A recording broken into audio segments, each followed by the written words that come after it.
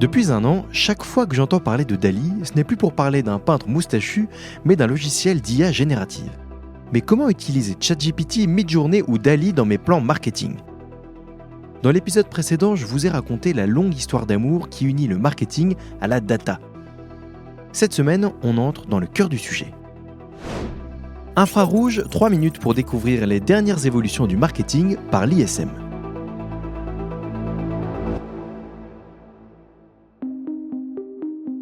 Qu'est-ce que l'IA générative ?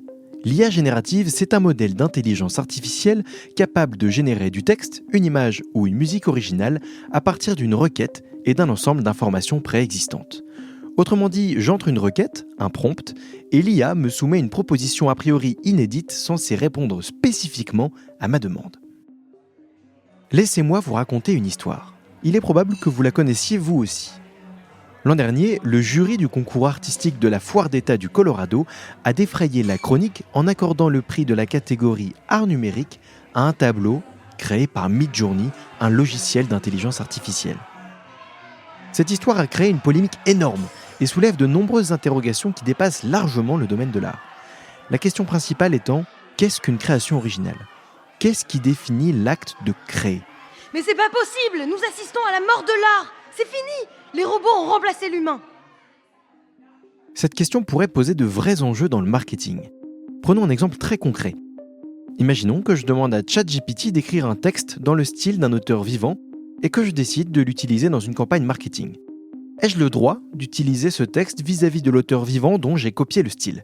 Le débat est ouvert. Revenons à nos moutons.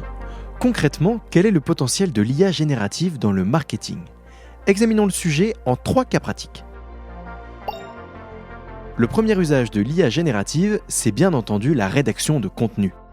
Vous avez besoin d'écrire un article de blog, utilisez l'IA pour générer un premier brouillon, puis réviser et personnaliser le contenu pour qu'il corresponde à la voix et à la tonalité de votre marque. Vous souhaitez rédiger maintenant un livre blanc, l'IA peut là aussi vous générer une première ébauche. Vous ferez ensuite appel à des experts internes pour ajouter les informations techniques et des exemples concrets.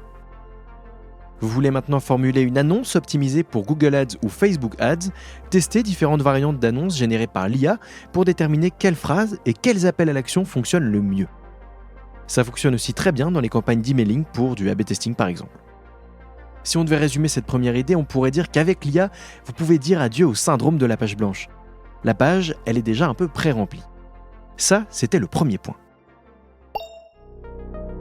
Deuxième application de l'IA, utilisez l'IA générative pour déterminer quels sont les mots-clés SEO les plus pertinents pour améliorer votre référencement en ligne. Ici, vous pouvez demander à une IA d'analyser la stratégie SEO de vos concurrents, d'optimiser vos contenus déjà existants ou encore d'anticiper les tendances émergentes pour affiner votre propre stratégie de référencement. Et enfin, troisième application, l'IA générative est un outil précieux pour trouver des idées.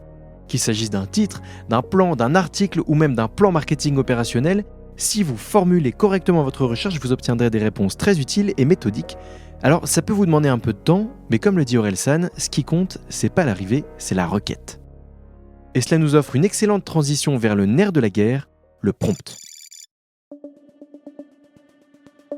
Face à une IA capable du meilleur comme du médiocre, une des compétences les plus attendues demain dans le recrutement des profils marketing sera de savoir prompter correctement. De savoir quoi ? Un prompt, c'est une commande écrite envoyée à une intelligence artificielle.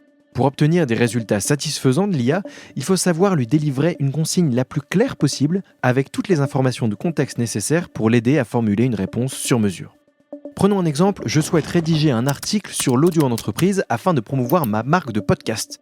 Si je demande à ChatGPT « écris-moi un article sur ce sujet », il y a fort à parier que l'article qu'il me propose sera rempli de banalités, bas de gamme et sans intérêt.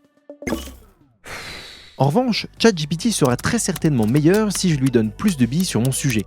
Il faut donc que j'éclaircisse ma demande avec des éléments de contexte. Voici mon angle d'approche, je m'adresse à tel persona.